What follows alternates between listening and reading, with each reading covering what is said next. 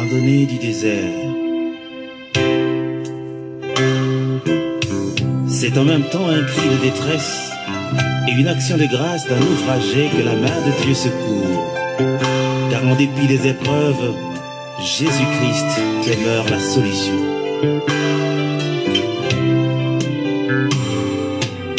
Autour de moi tout s'arrête, les ténèbres s'apprêtent. La randonnée du désert au rendez-vous de la misère. Dans un décor où rien ne vit.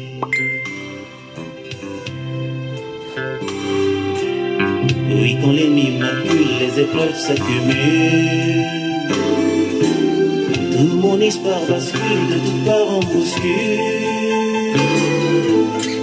J'ai l'impression que tout se meurt. Le désespoir m'envahit, mon courage me trahit. Mes prières se réduisent à des mots qui traduisent l'impression que Dieu s'éloigne de moi.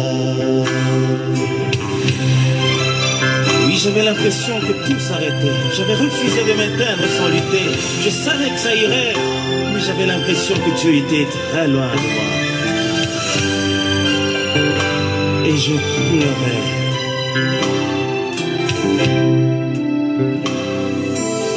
Mon silence est profond et cela me confond. Oh Dieu, pourquoi te peur quand tout est à refaire? Fais un signe, dis-moi un mot.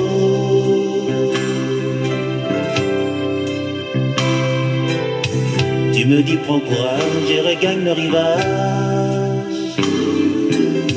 Alors mon âme te loue, si Dieu est pour nous, qui sera contre nous?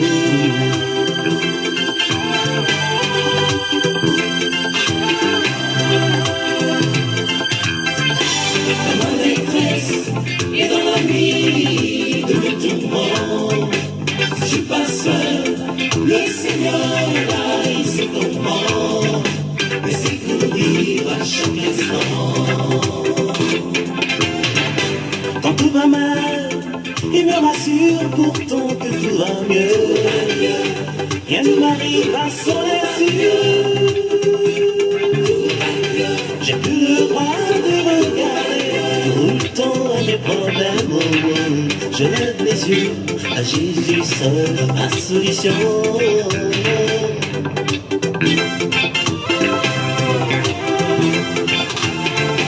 Quand je traverse la vallée de l'ombre de la mort, et quand au soir de ma journée, je n'ai que le remords, je lève les yeux à Jésus seul, ma solution.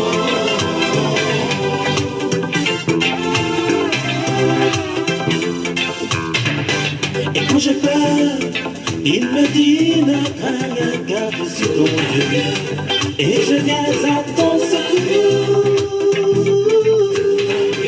Ne promène pas des regards inquiets, je te soutiens de ma main de triomphant.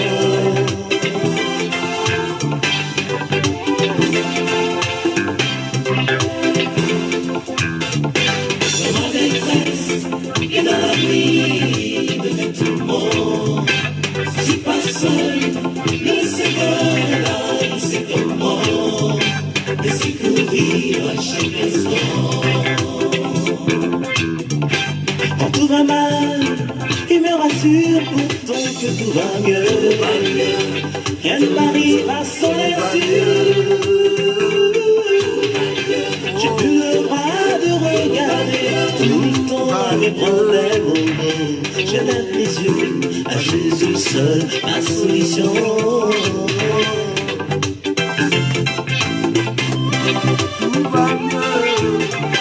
Quand je traverse la vallée de l'ombre de la mort, et quand au soir de ma journée, je n'ai que de remords, je lève les yeux à Jésus seul, ma solution.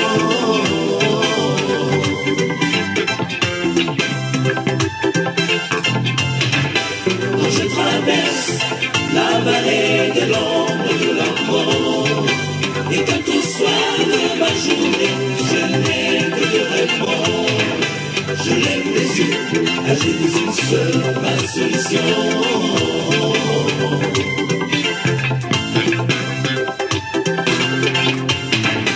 Quand je traverse la vallée de l'ombre de la mort, et quand au soir de ma journée, je n'ai que de remords, je lève les yeux à Jésus seul, ma solution.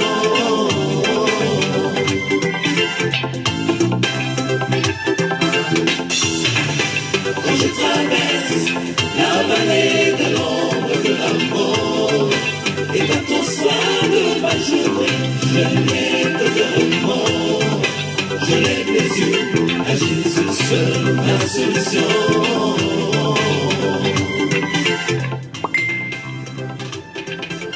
Tout va mieux. Quand je traverse la vallée de l'ombre de la mort, tout va mieux.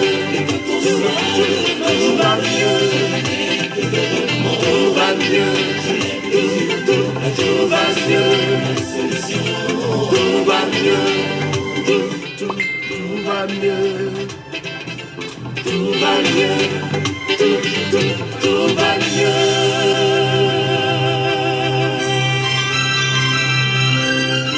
La randonnée du désert, c'était notre bien-aimé Moloto. La randonnée du désert, une chanson vraiment édifiante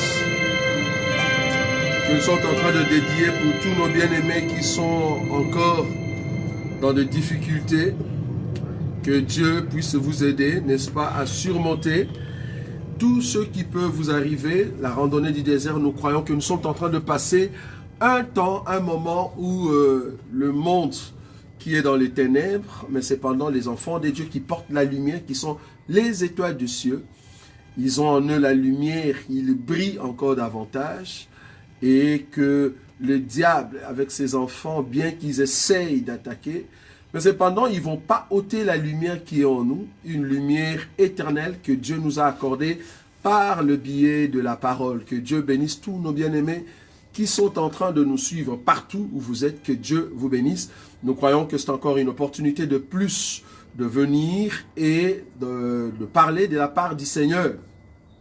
Veuillez partager, partagez ce qui peut vous arriver, parce que Dieu est grand. Alors, partagez cette émission, partagez ces moments. Nous croyons que nous allons parler des choses qui dérangent, des choses qui font mal, en tout cas dans nos milieux chrétiens.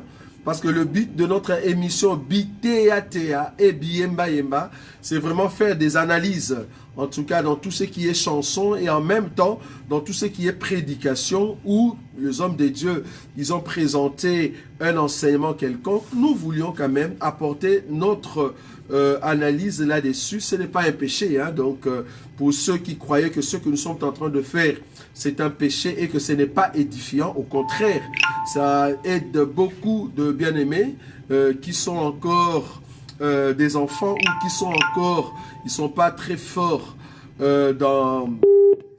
ils sont pas très forts dans ce que nous appelons l'enseignement, mais cependant nous croyons que ça va leur aider en fait d'aller de l'avant. Donc voilà, nous allons cependant parler de la part du Seigneur aujourd'hui. Notre thème, c'est le consultation pastorale ou prophétique, mais qui augmente en fait la souffrance du peuple. Nous croyons que c'est un enseignement que beaucoup l'ont déjà suivi avec nous, mais cependant ici nous allons vraiment marteler sur un élément très important, sur l'offrande du prophète et l'action des grâces que les pasteurs demandent, que le prophète demande. Nous voulions voir ça par rapport à la parole de Dieu.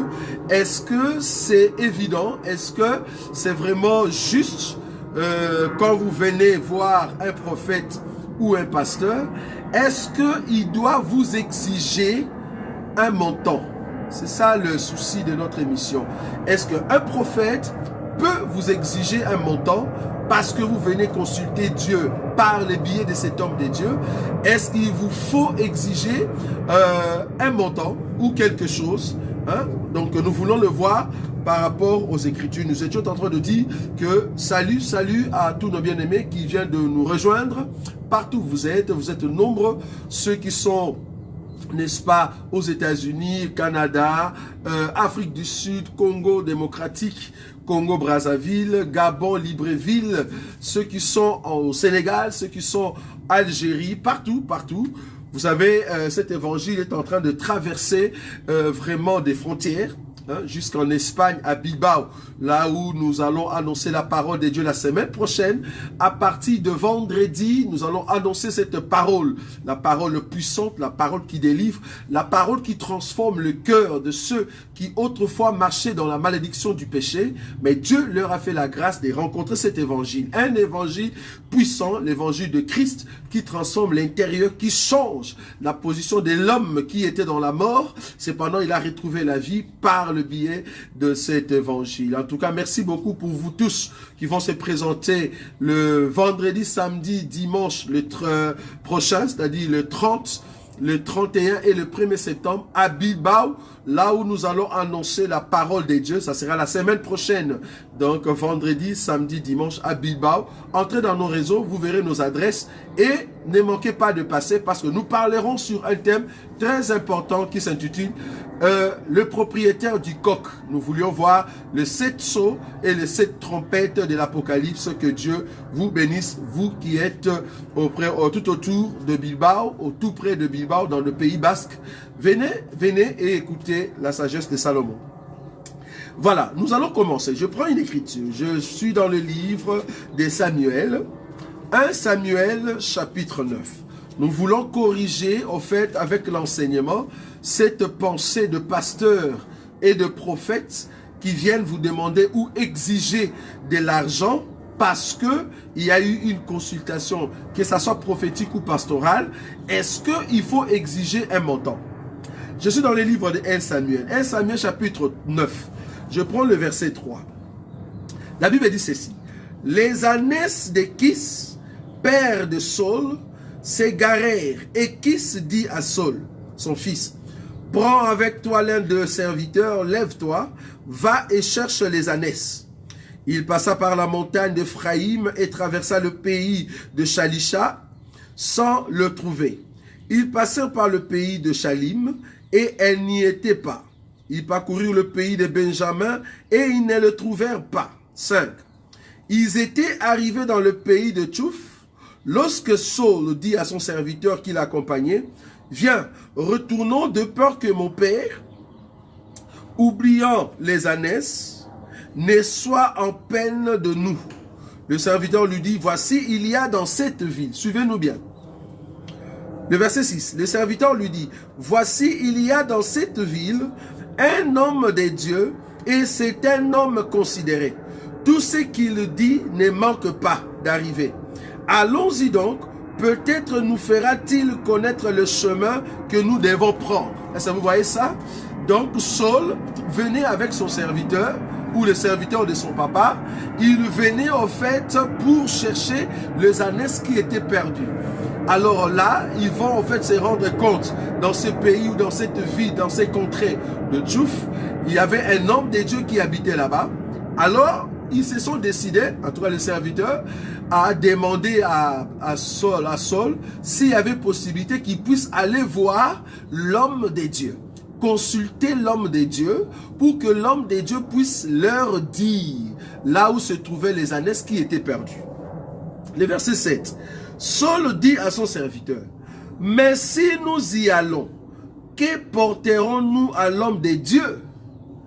Car il n'y a plus de provisions dans nos sacs, et nous n'avons aucun présent à offrir à l'homme de Dieu. Qu'est-ce que nous avons? » Ça, c'est Saul qui était en train de poser, ou Saül était en train de poser cette question au serviteur. C'est-à-dire, il avait cette habitude, si vous voulez avoir un homme de Dieu, il faut apporter un présent. Il faut apporter une offrande. Là, nous sommes encore dans l'alliance, l'ancienne alliance, ou dans l'autre.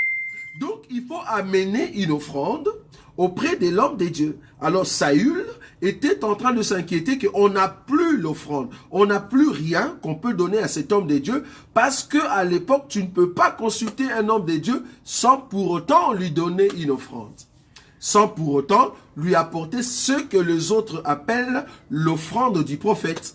Parce qu'étant un prophète, il faut lui amener une offrande avant qu'il puisse dire quelque chose sur votre vie. Mais regardez le verset 8. Les serviteurs reprit la parole et dit à Saül, « Voici, j'ai sur moi les quarts d'un cycle d'argent, et je les donnerai à l'homme des dieux, et il nous indiquera notre chemin. » 9. Autrefois en Israël, quand on allait consulter Dieu, on disait, « Venez, et nous allons vers le voyant. » Car c'est lui qu'on appelle aujourd'hui le prophète, s'appelait autrefois voyant. J'aimerais que tu soulignes ça, bien-aimé. Là-bas, nous allons comprendre, est-ce que les voyants, c'est nos prophètes d'aujourd'hui? Parce que c'est là-bas que nous allons venir. Est-ce que les voyants, parce qu'avant de consulter le voyant, il faut avoir une offrande. Et l'offrande en question, c'est en fait une action de grâce, quelque chose que vous devez donner à l'homme de Dieu pour qu'il puisse voir les choses dans votre vie. Est-ce que vous voyez ça? Le verset 10, Saül dit à son serviteur, « Tu as raison, viens, allons. » Et il s'est rendu à la ville où était l'homme de Dieu. J'ai pris cette écriture pour vous montrer noir sur blanc que dans la Bible, dans l'Ancienne Alliance, pour aller voir un voyant qu'on appelle aujourd'hui le prophète, il faut apporter une offrande. Et cette offrande va donner en fait la force à l'homme de Dieu de prophétiser ou de voir les choses sur vous. Ça, nous sommes dans l'Ancienne Alliance. Je vais prendre encore une autre écriture parce que vous allez comprendre que quand nous allons venir, nous voulons expliquer quelque chose de très important. Je suis dans le livre de 2 Rois. Je vais prendre 2 écritures, après je vais expliquer et nous allons descendre petit à petit. Parce que le souci ici, c'est d'aider le peuple de Dieu qui souffrent, qui sont malades, qui sont devenus des accros. Hein? Une personne, mais tu as 4, 5, 7 pasteurs. Hein? Auprès de qui tu donnes tes offrandes, actions de grâce. C'est ce que nous voulons voir ici. Est-ce que c'est bon ou ce n'est pas bon? Hein? Tu vas voir une personne qui est ici en Europe, mais qui a 7 pasteurs, qui sont en Afrique, il y a d'autres qui sont en Angola, soi-disant des prophètes, et ils les appellent tout le temps, mais il faut envoyer de l'argent, soi-disant ils vont prier pour vous, ils vont voir les choses, soi-disant c'est l'offrande du prophète. C'est ça que nous voulons voir avec vous. 2 Rois, regardez, je suis dans le livre de 2 Rois chapitre 5. 2 Rois chapitre 5, je prends le verset 14. La Bible dit ceci, vous connaissez l'histoire, c'est une histoire d'Élisée avec Naaman, Naaman qui était malade, le lépreux, il est venu en Israël pour chercher la guérison. Et il va rencontrer Élisée, or Élisée a envoyé un serviteur parce que Élisée ne voulait pas le voir, Élisée a envoyé un serviteur, et le serviteur a dit à Naaman, voilà, le prophète a dit, va dans l'eau, plonge-toi 7 fois. Et Naaman va commencer à bouder, soi-disant, dans son pays, il y avait aussi de cours d'eau.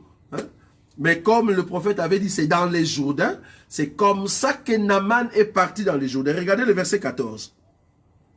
Ça, c'est Naaman. Il descendit alors et se plongeant 7 fois dans les Jourdains, selon la parole de l'homme de Dieu. Et sa chair redevint comme la chair d'un jeune enfant, et il fut pur. Le verset 15. Naaman retourna vers l'homme de Dieu, avec toute sa suite. Lorsqu'il fut arrivé, il se présenta devant lui et dit, « Voici, je reconnais qu'il n'y a point de Dieu sur toute la terre, si ce n'est en Israël. Et maintenant, accepte, je te prie, un présent de la part de ton serviteur. » Élisée, comme un prophète, Naaman va lui donner un présent. Le fait qu'il a reçu la guérison. Je ne sais pas si vous comprenez ça.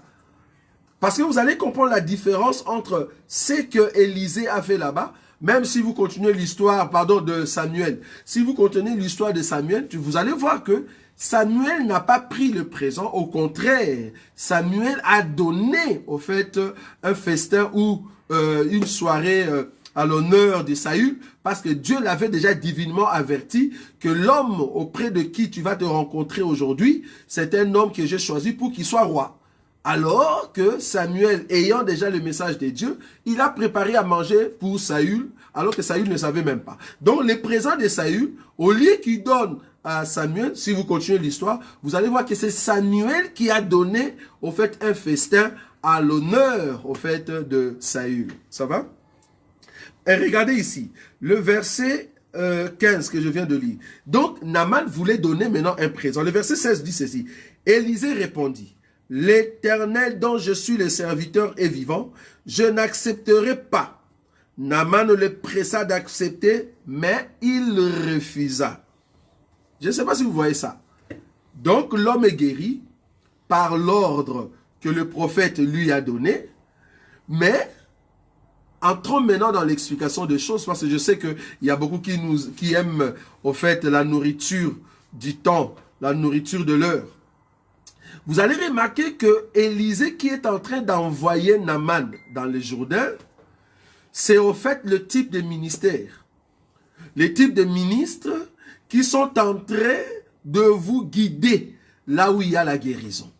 Ce n'est pas Élisée qui a guéri Naaman. Ce n'est pas Élisée qui avait l'onction afin de ôter la lèpre de Naaman. Élisée était divinement averti que la guérison de Naaman se trouve dans les Jourdains. Vous allez comprendre pourquoi je dis ça. Élisée étant un ministre, Élisée étant un serviteur, il était divinement averti que c'est dans le Jourdain que la lèpre peut être ôtée. Or, dans les Jourdains, pour ceux qui aiment la nourriture, dans les Jourdains, souvenez-vous qu'au temps de Josué, il y avait un autel qu'on avait placé dans les Jourdains. Qu'est-ce qui nous manquait? Oh, l'autel représente en fait là où on va brûler un animal. Est-ce que vous voyez ça? Quand on dit autel qui était dans les Jourdains, cela montre qu'il y a un mort. C'est-à-dire il y aura un cadavre qui doit mourir. Parce que l'autel c'est un cimetière. Est-ce que vous voyez ça?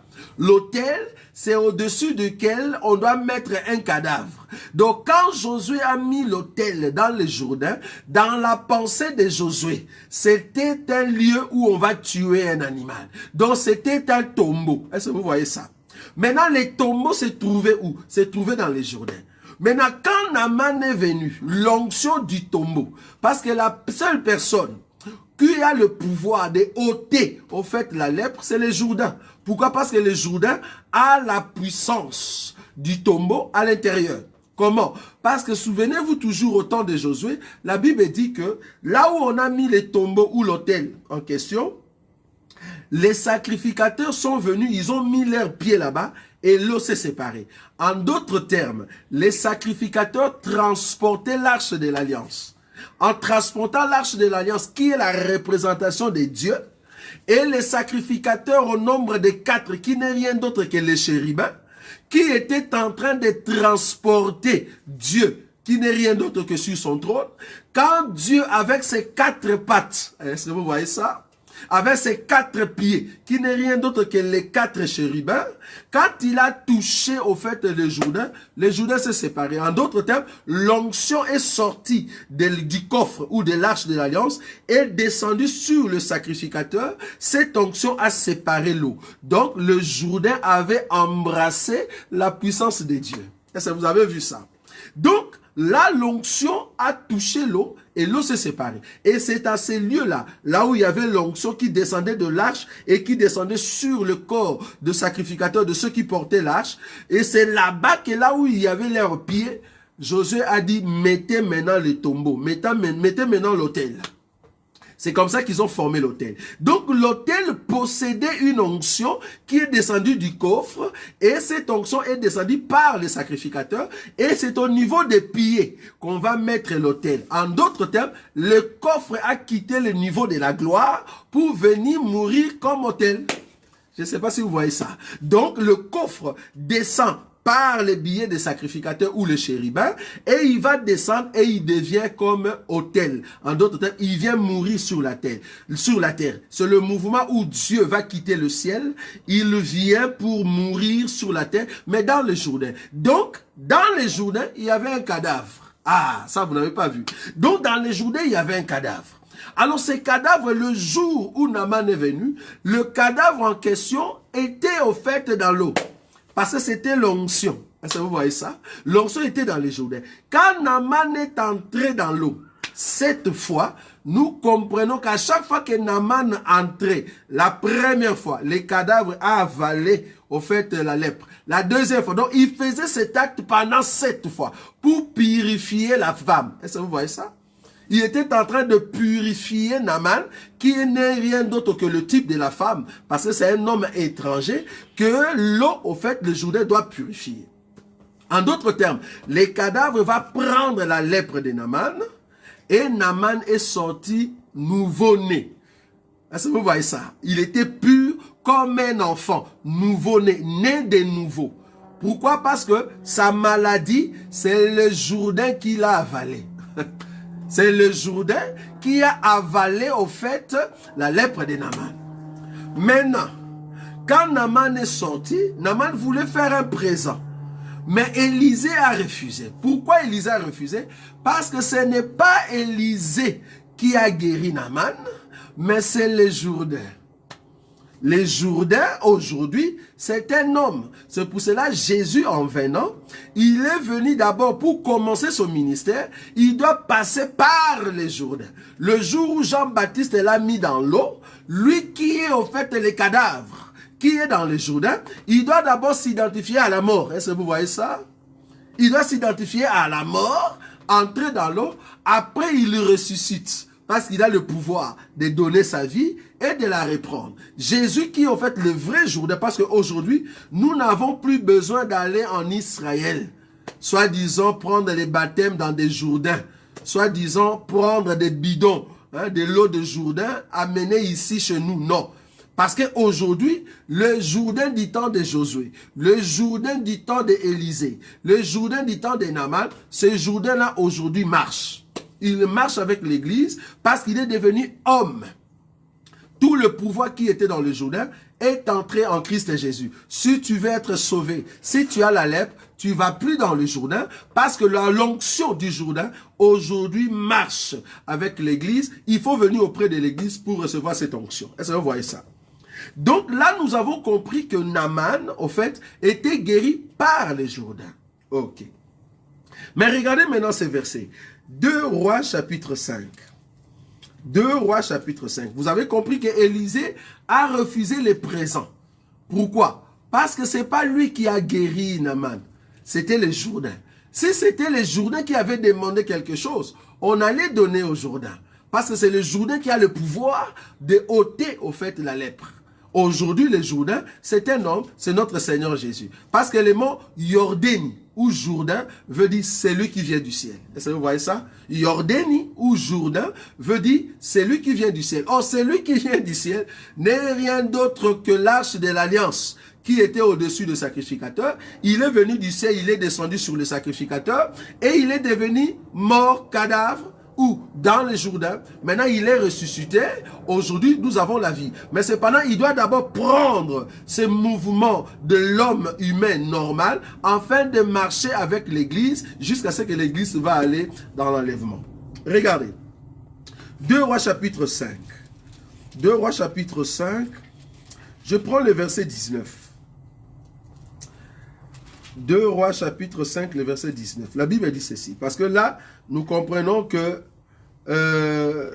c'est un comportement des hommes de Dieu d'aujourd'hui. La Bible dit ceci. Lorsque Naaman eut quitté Élisée et qu'il fut à une certaine distance, Géasi, serviteur d'Élisée, homme de Dieu, s'est dit en lui-même, voici mon maître a ménagé Naaman, ce Syrien, en n'acceptant pas de sa main ce qu'il avait apporté. L'Éternel est vivant, je veux courir après lui et j'en obtiendrai quelque chose. Bien qu'il s'est méconduit, mais il dit, l'Éternel est vivant. Parce que ces pasteurs, bien qu'ils sont en train de faire les choses horribles avec la parole de Dieu, mais ils vous disent toujours, j'ai le Seigneur, et Dieu est vivant, Jésus-Christ est vivant. Donc dans leur bouche, ils prononcent le nom de Jésus, mais cependant, ils ne sont pas dans la voie et dans l'enseignement. Regardez, le verset 21. Et Géasi courut après Naaman, le voyant courir après lui, descendit de son char pour aller à sa rencontre et dit, tout va bien. Il répondit, tout va bien. Mon maître m'envoie te dire, voici, il vient d'arriver chez moi 2 jeunes gens de la montagne d'Éphraïm, d'entre les fils de prophètes. Donne pour eux, je te prie, 1 talent d'argent et 2 vêtements de rechange. Géasi ment. Il y a beaucoup d'hommes de Dieu qui mentent au nom de Jésus. Ici, Géasi est en train de mentir pour soutirer de l'argent. Il y a beaucoup de pasteurs et de prophètes qui vous soutirent de l'argent au nom de Jésus. Ils font de Jésus un menteur.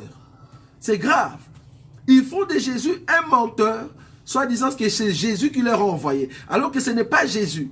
Ça vient de leur pensée, dans leur intérieur, pour soutirer de l'argent. Et ça, vous voyez ça. Regardez Géasi, ce qu'il dit après. Pardon, Naaman. Le verset 23. Naaman dit, consent à prendre 2 talents.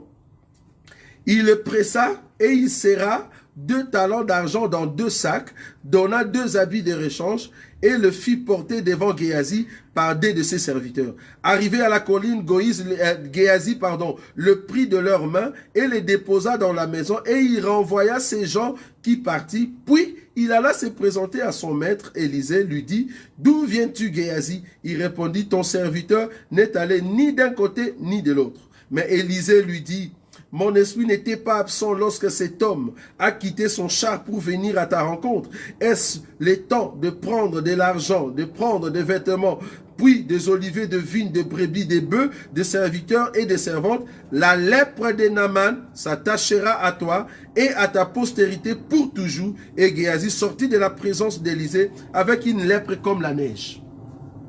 Géasi est sorti avec la lèpre de Naaman. Je ne sais pas si vous avez vu ça.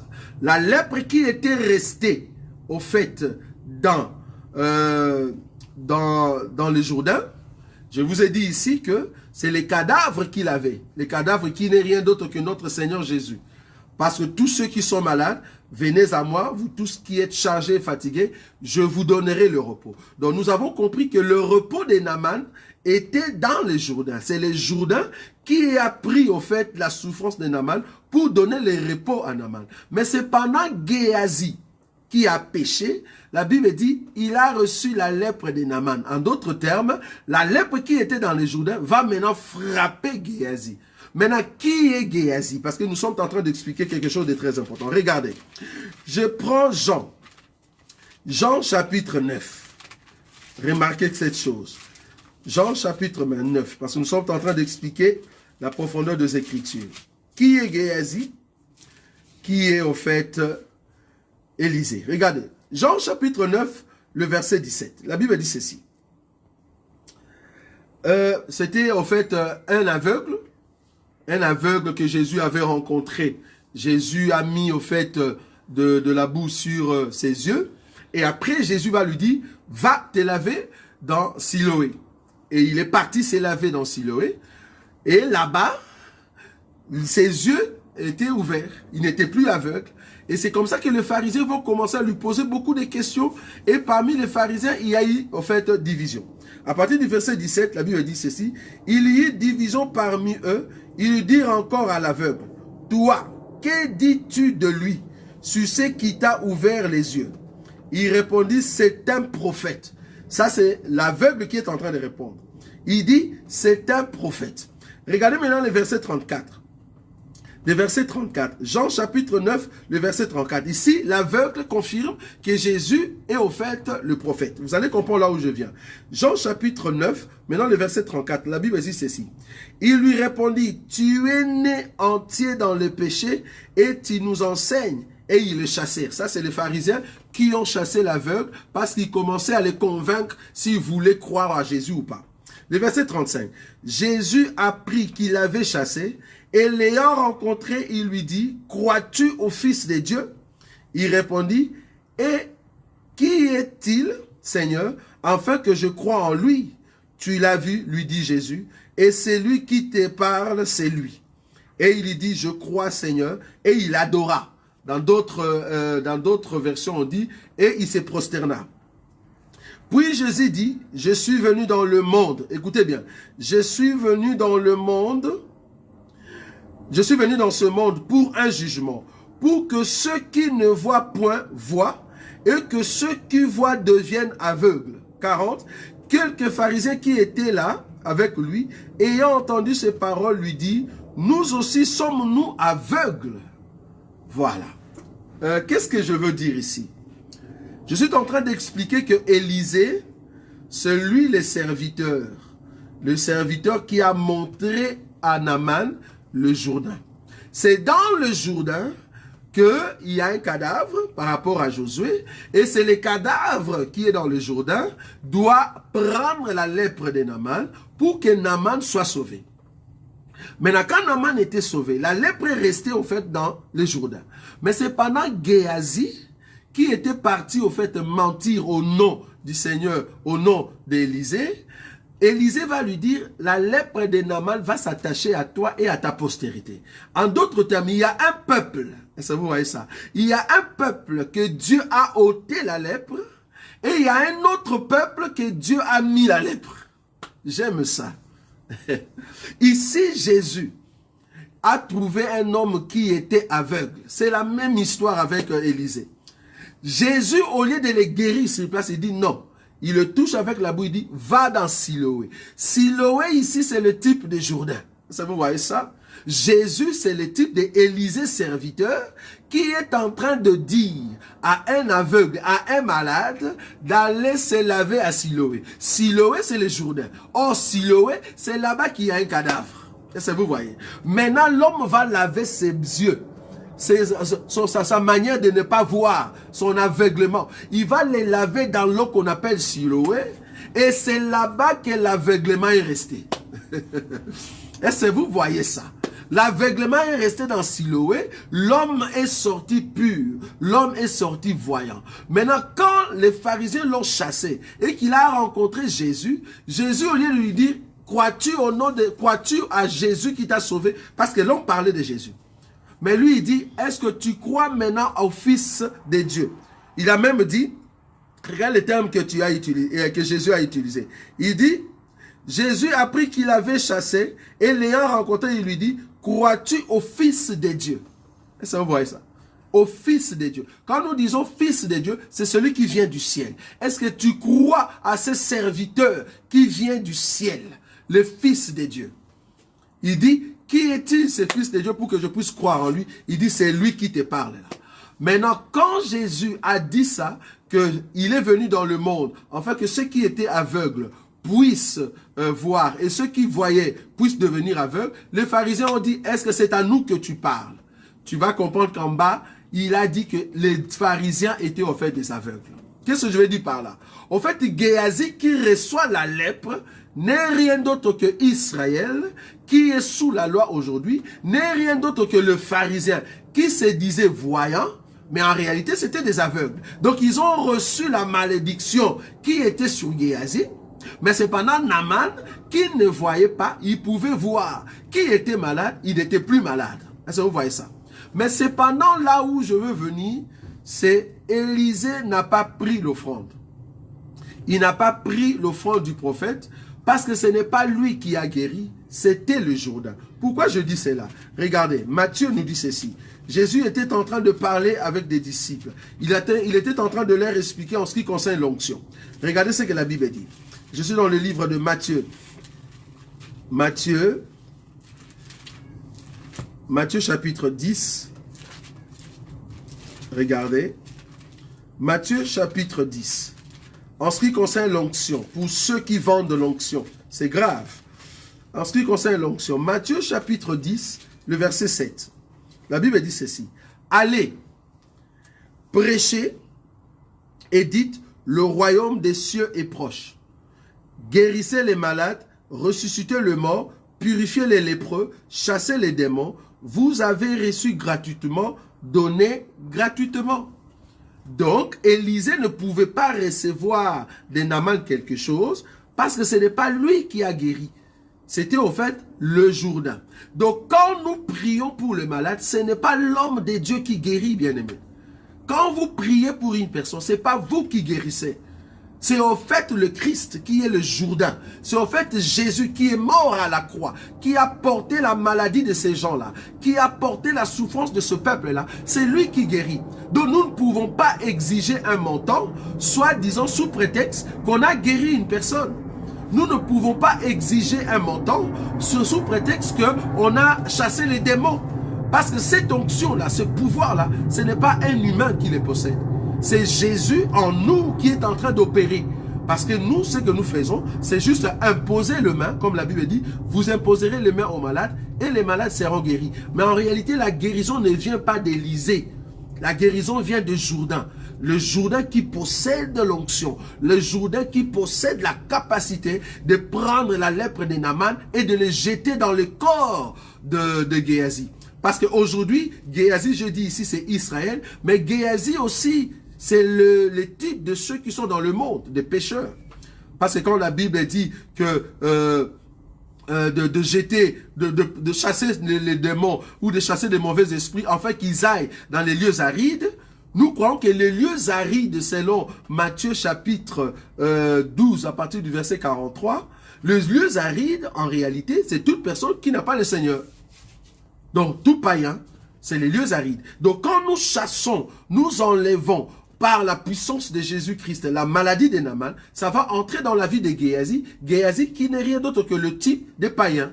Est-ce que vous voyez ça? Donc, quand vous chassez un mauvais esprit, ce n'est pas qu'il va dans les lieux arides, sans disons Sahari ou dans un désert. Non, il va entrer maintenant dans le corps des païens, qu'on appelle Géasi ici dans cette écriture. Donc, vous avez compris que Élisée ne peut pas demander une offrande parce que ce n'est pas lui qui guérit.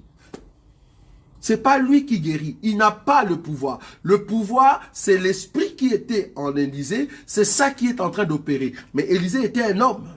Donc quand les hommes de Dieu prient pour vous, afin de vous accorder la grâce de Dieu, cette puissance ne leur appartient pas. Vous ne pouvez pas payer pour cette puissance-là. Vous n'avez pas les droits. La Bible interdit à l'homme de Dieu de demander l'argent quand il fait une puissance, où il manifeste la puissance de Dieu, ou l'onction, où il chasse les démons. C'est interdit dans la Bible. Maintenant, on s'est dit, comment est-ce que vous avez des pasteurs, des prophètes, que vous leur donnez de l'argent? Soit disant, ils ont prié pour vous. Maintenant, il y a d'autres qui vont dire, mais attends, mais il faut manger, on doit manger parce que... mais j'ai bien lu ici, regardez, je viens de lire Matthieu chapitre 10. J'ai lu le verset 7, hein, j'étais en train de descendre, le verset 7, le verset 8 d'abord. Guérissez les malades, ressuscitez les morts, purifiez les lépreux, chassez les démons, vous avez reçu gratuitement, donné gratuitement. C'est par rapport à l'onction. Est-ce que vous voyez ça? Mais regardez le verset 9. Ne prenez ni or, ni argent, ni monnaie dans vos ceintures, ni sac pour le voyage, ni deux tuniques, ni souliers, ni bâtons, car l'ouvrier mérite sa nourriture ou son salaire. Le verset 11. Dans quelque ville ou village que vous entriez, informez-vous s'il y se trouve quelques hommes dignes de vous recevoir et demeurez chez lui jusqu'à ce que vous partiez. En entrant dans la maison, saluez-la. Et puis la Bible continue. Là, on parle de la prédication. Vous avez droit, étant un prédicateur, de recevoir votre salaire. Vous avez droit. Mais vous n'avez pas les droits, quand vous faites un miracle dans une maison, quand vous manifestez la puissance de Dieu, une guérison, une délivrance, vous n'avez pas les droits d'exiger, je souligne bien le mot, d'exiger une offrande, soi-disant l'offrande du prophète. Vous n'avez pas les droits. Quand une personne vient chez vous, soit disant la personne est malade, il a des problèmes spirituels, il ne peut pas dormir, et la personne a besoin de la prière. Vous voulez prier pour que le mauvais esprit parte, vous n'avez pas le droit d'exiger une action de grâce ou une offrande du prophète.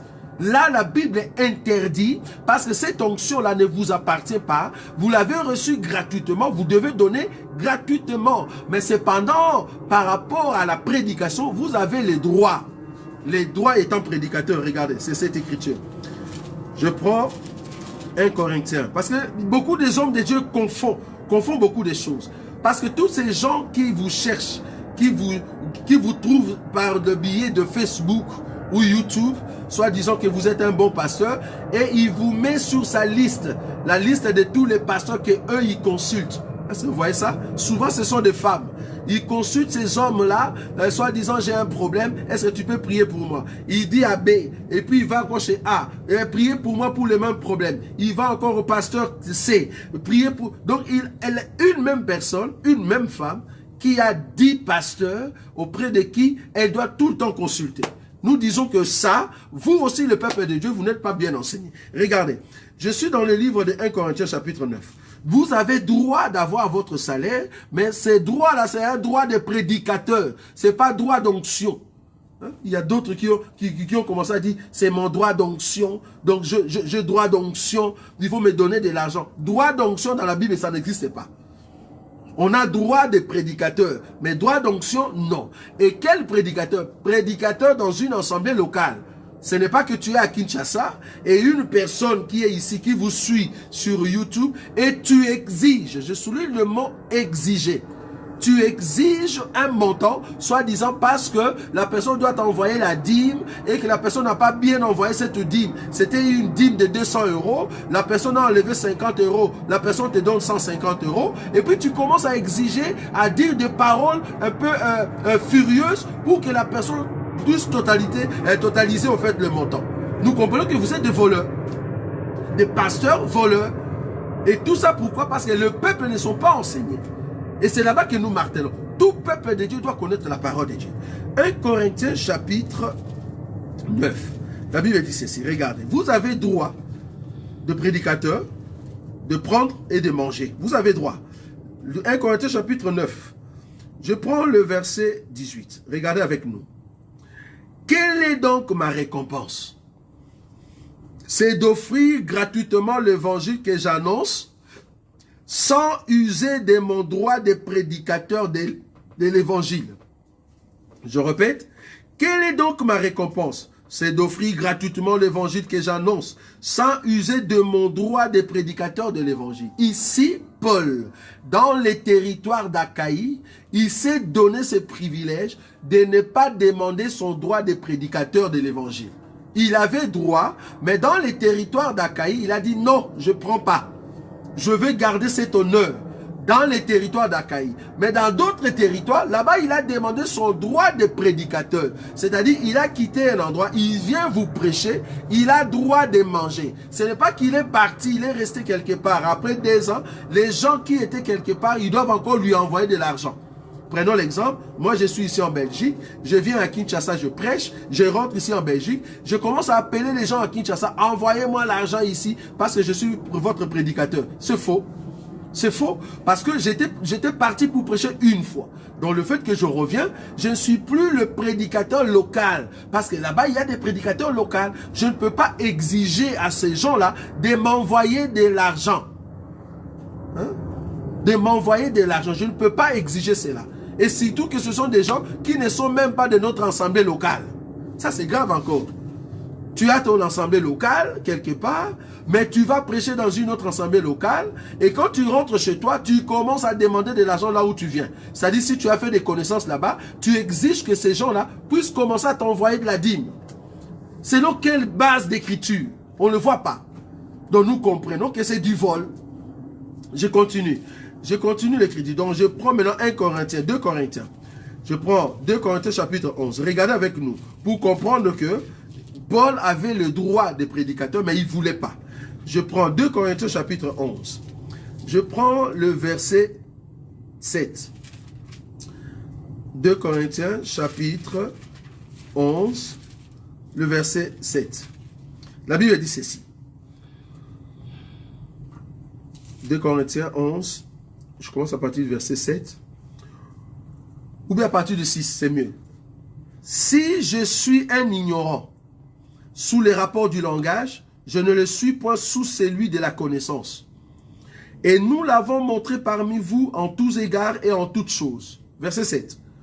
Ou bien, ça c'est Paul, hein, ou bien ai-je commis un péché en m'abaissant moi-même afin que vous soyez élevés quand je vous ai annoncé gratuitement l'évangile des dieux. 8. j'ai dépouillé d'autres églises en recevant d'elles un salaire pour vous servir. Et lorsque j'étais chez vous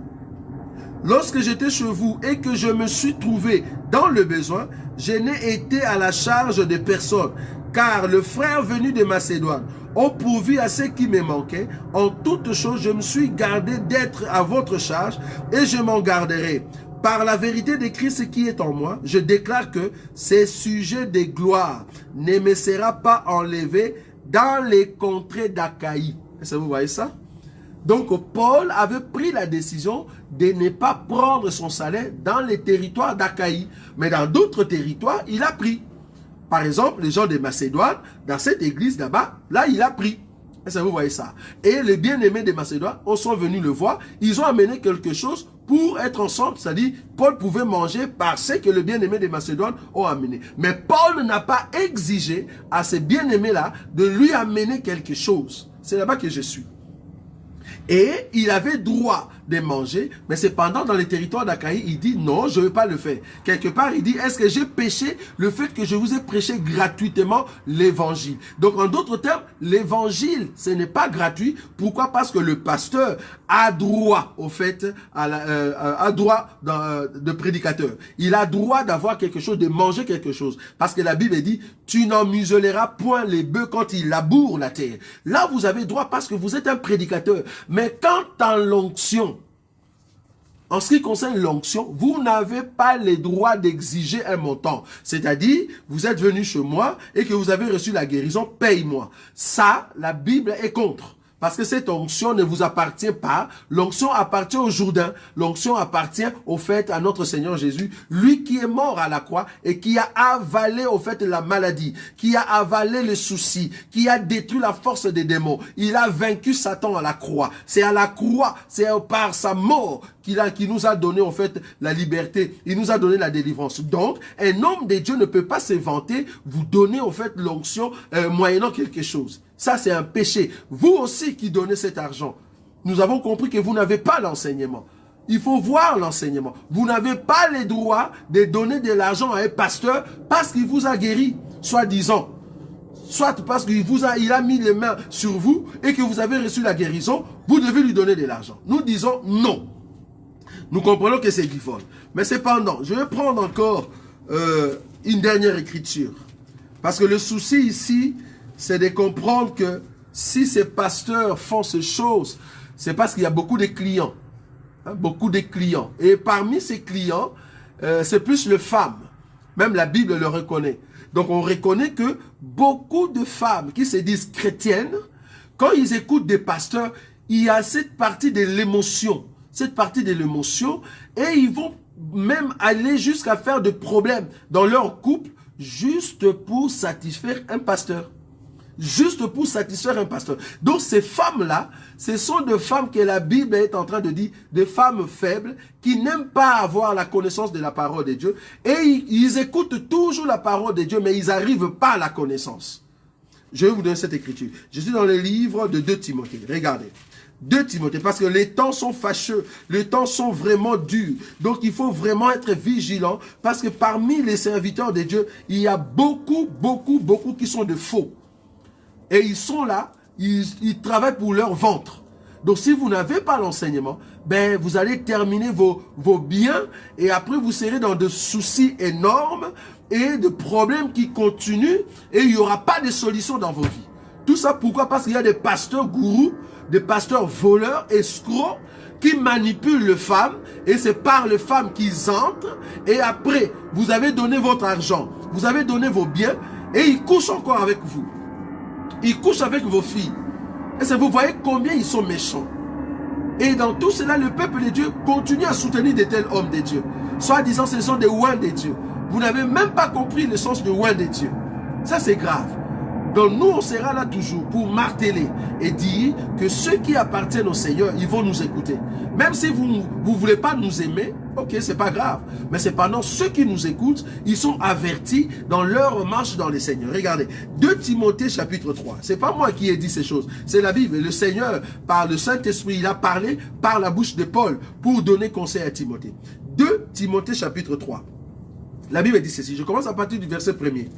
Sachez que dans les derniers jours, il y aura des temps difficiles, car les hommes seront égoïstes, amis de l'argent. Ces pasteurs, ils aiment beaucoup l'argent. Ils aiment beaucoup l'argent. Donc quand tu l'appelles, soit disant que tu as un problème, dans sa tête, il ne voit pas ta guérison. Il voit d'abord, tu vas m'envoyer combien? Vous ne trouvez pas que ce sont des voleurs? Qu'est-ce que tu vas m'envoyer? Parce qu'avant que je prie pour toi, il faut une action de grâce. Avant que je prie pour toi, il faut l'offrande du prophète. Ce sont des hommes qui aiment de l'argent, des escrocs, des voleurs. Je ne sais pas jusqu'à quand vous allez comprendre ces choses. Même si vous ne voulez pas comprendre ce que nous disons, mais nous allons toujours les dire. Parce que ceux qui nous appartiennent, ils vont nous écouter. Bon, ce qui est vrai, cette parole, ce n'est pas pour tout le monde. Ce que nous disons ici, c'est seulement pour ceux qui vont aller au ciel. Regardez. Car les hommes seront égoïstes, amis de l'argent, fanfarons, hautains, blasphémateurs, rebelles à leurs parents, ingrats, irréligieux, insensibles, déloyaux, calomniateurs, intempérants, cruels, ennemis des gens de bien. J'aime ça. Ennemis des gens de bien. Pour faire le bien, il faut avoir le bien. Tu ne peux pas faire le bien sans pour autant avoir le bien. Parce que Genèse chapitre 25, la Bible dit, Abraham a pris tous ses biens, il a donné à Isaac. Mais il a pris des dons, il a donné à ses fils ou aux fils de ses concubines. Et puis il a dit que le fils des concubines puisse aller loin d'Isaac. Pourquoi? Parce que Isaac avait les biens. Nous sommes des hommes de biens. Parce que nous possédons les biens. Mais ces gens-là, ils n'ont pas les biens en eux. C'est pour cela qu'ils n'aiment pas les gens de bien. Nous sommes les gens de bien parce que nous disons toujours la vérité. Nous présentons le bien au peuple de Dieu. Alors ces gens-là, ils sont furieux. Remarquez partout, tous ces gens-là qui vous volent de l'argent, ils sont combien dans le monde? Soit disons des prophètes. Et puis chose grave, le prophète de la Bible qu'on a parlé d'Élisée et les Samuel, si on leur donnait quelque chose, si on leur présentait l'offrande, ces prophètes-là s'incarnent dans la personne de Jésus-Christ. Parce que Jésus-Christ va dire à ses disciples, je vais revenir ici dans 2 Timothée, Jésus-Christ va dire à ses disciples, Israël ou le peuple, de qui disent que je suis? Il voulait savoir qu'est-ce que le peuple disait de lui. Et puis les disciples vont dire, ah non, il y a d'autres qui disent que tu es Jérémie, il y a d'autres qui disent que tu es Ésaïe, tu es Jean-Baptiste ou l'un des prophètes. En d'autres termes, quand on voyait Jésus, on pensait qu'il était Jérémie, il était Ésaïe, il était Samuel, il était Élisée, il était Daniel. Est-ce que vous voyez ça? Parce que sa façon de travailler, ça concordait tout ce que les prophètes ont fait. Donc Jésus était tous les prophètes en lui. Ah voilà. Donc c'est un prophète par excellence. Donc quand nous parlons de l'offrande du prophète dans l'ancienne alliance, qu'un homme doit amener auprès d'un prophète, en réalité c'est nous-mêmes qui nous donnons comme offrande à celui qui est le prophète par excellence. Selon Romains chapitre 12. Vous êtes là. Attends. Romains chapitre 12, regardez. Parce que nous sommes des offrandes que nous devons nous donner à celui qui est notre prophète par excellence, Jésus-Christ. La Bible dit, qu'est-ce qu'on va lui donner?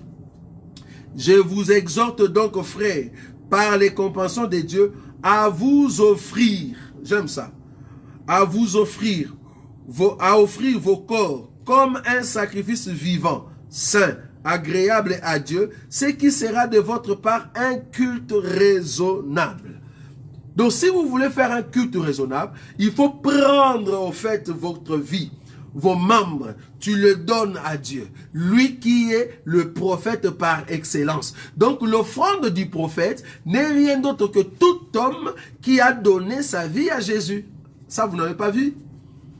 Donc quand tu prends ta vie, tu donnes à Jésus, tu es au fait cette offrande qu'on a donnée au prophète par excellence. Est-ce que vous voyez ça? Parce que nous avons la révélation aujourd'hui que le prophète de l'ancienne alliance, c'est en fait Jésus. Parce que tout prophète parlait de Jésus. Selon 1 Pierre chapitre 1 verset 10. Parce que tous ces prophètes-là avaient l'esprit de Christ en eux. Ils attestaient la souffrance et la gloire de notre Seigneur Jésus. Donc quand Jésus-Christ est venu, il incarnait tout le prophète. Donc nous aujourd'hui, quand nous donnons notre vie à Jésus, c'est l'offrande qu'on donne à Dieu, une offrande de bonne odeur.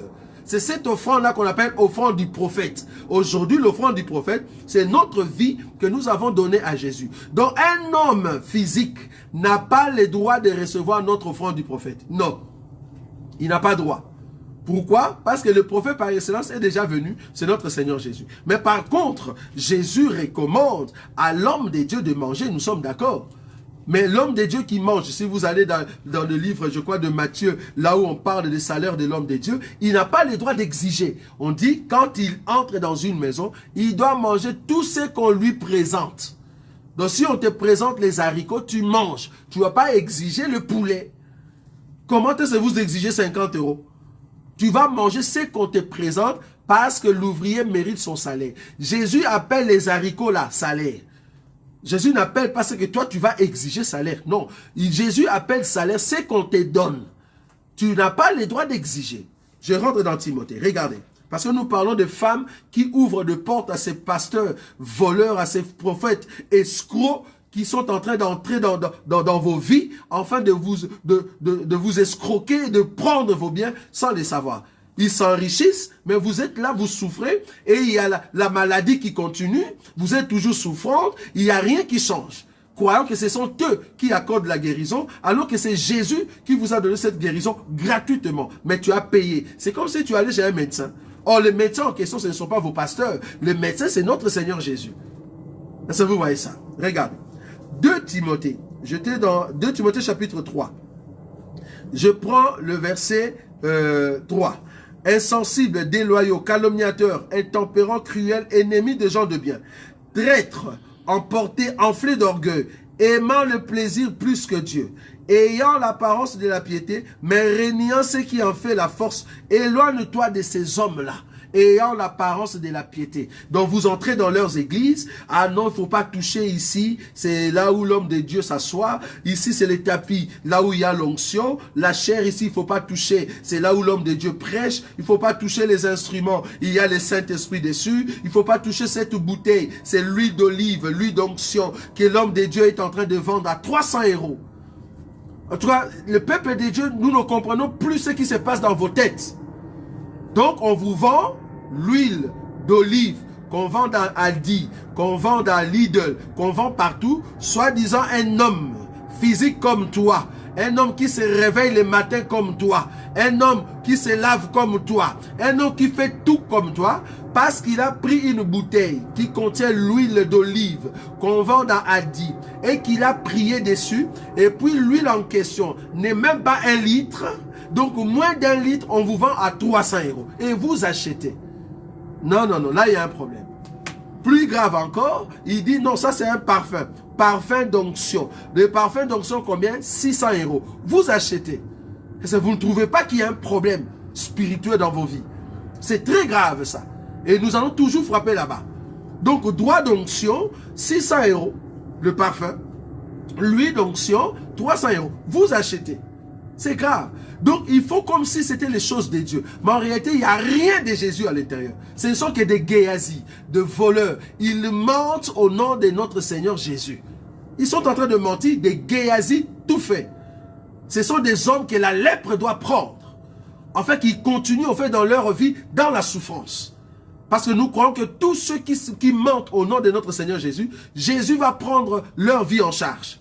Parce que la lèpre que Jésus a portée à la croix va tomber au fait sur ces gens-là. Est-ce que vous voyez ça? Je prends l'écriture, le verset 6. Il en est parmi eux, écoutez le verset 6. Hein. Il en est parmi eux qui s'introduisent dans les maisons et qui captivent des faibles femmes chargées de péché, agitées par des passions de toute espèce, apprenant toujours et ne pouvant jamais arriver à la connaissance de la vérité. Est-ce que vous voyez ça? Je répète le verset 6. Il en est parmi eux, c'est-à-dire ces faux pasteurs-là, ces faux gens-là, qui troublent au fait le peuple, qui viennent pour vous escroquer. Leur moyen de passer, ils passent toujours par la faiblesse. S'il trouve que vous êtes faible dans votre couple, vous qui aimez toujours expliquer vos vies maritales auprès des hommes de Dieu, quand ils viennent, ils vous exigent des actions de grâce et des offrandes, et c'est comme ça qu'ils trouvent une porte pour commencer à détruire votre foyer. Parce que ce sont des envoyés du diable. Ils viennent pour détruire votre foyer. Alors que Dieu a institué le mariage. Nous devons prendre le mariage et le mettre par rapport à l'enseignement. Mais ces gens-là, quand ils entrent dans votre foyer, c'est pour vous diviser. Et c'est la même personne, soit disant pasteur ou prophète, archibishop, c'est la même personne qui va commencer à coucher avec votre femme, à coucher avec vos enfants. Et ça, vous ne savez même pas les dire. Ça, c'est grave. Nous comprenons qu'il y a un esprit qui vous a captivé, en fait. L'Écriture dit ceci. 2 Timothée chapitre 3, le verset 6. Il en est parmi eux qui s'introduisent dans les maisons et qui captivent le faible femme chargée de péché, agitée par des passions de toute espèce, apprenant toujours et ne pouvant jamais arriver à la connaissance de la vérité. Apparemment, ces femmes-là, si tu leur montres la vérité, si tu leur dis la connaissance, la vérité de la Bible, elles n'aiment pas. Elles préfèrent encore aller trouver comme si des pasteurs devenaient de magiciens, comme si des pasteurs devenaient de gourous, de marabouts, auprès de qui elle a besoin de trouver un peu cette partie sensationnelle, émotionnelle, auprès d'un pasteur. C'est-à-dire le pasteur va lui dire la vérité, le pasteur va lui dire quelque chose, même si le pasteur ment, elle croit. Pourquoi? Parce qu'elle n'a pas la connaissance. Nous avons compris que si aujourd'hui, beaucoup de pasteurs sont des voleurs, si aujourd'hui beaucoup de pasteurs sont des escrocs, c'est parce qu'il y a beaucoup de clients. Et ces clients sont faciles, parce que ce sont souvent des femmes qui vont là-bas et qui acceptent leurs enseignements. Et c'est comme ça qu'ils s'introduisent dans vos maisons pour vous détruire, vous soutirez de l'argent, vous dire envoyez-moi 1000 € parce que nous allons entrer en prière avec mon équipe d'intercession. Nous allons prier pour vous. Il y aura la grâce de Dieu qui va tomber. Mais il y a beaucoup d'entre vous que vous avez donné de l'argent jusqu'aujourd'hui. Vous n'avez rien vu. Il n'y a même pas la grâce de Dieu. Il n'y a même pas la guérison. Le problème continue. Le problème, donc, tout ce qu'on appelle consultation prophétique pastorale, ça a augmenté au fait la souffrance. Parce que vous aviez votre 1000 € avec votre souffrance. Le fait que vous avez donné le 1000 €, mais la souffrance continue parce que ça devient 2 fois. Moins 1000 € en plus. Et ce sont les pasteurs que vous dites des grands pasteurs. Parce que dans leurs églises, ils sont plus de 2000, ils sont plus de 3000. Donc vous avez facilement cette confiance de croire à tout ce qu'ils vous disent, alors que ce sont des escrocs.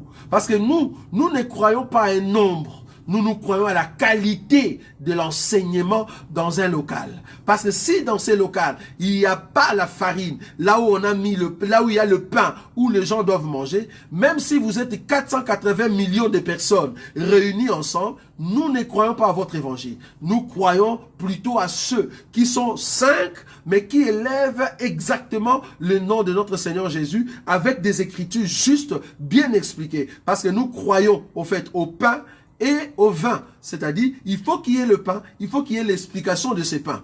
Est-ce que vous voyez ça? Donc cependant, tous ces gens qui viennent avec cette manière, cette manie pour vous soutirer de l'argent, ils viennent toujours du côté des prophéties, soit disant Dieu m'a dit, je vois, et c'est comme ça que vous êtes attirés, parce que vous avez cette sensation-là d'aller voir de marabouts, de magiciens, enfin qui vous disent votre futur, alors que ce sont des serviteurs Géasi qui viennent juste pour vous soutirer de l'argent, mais que Dieu soit loué.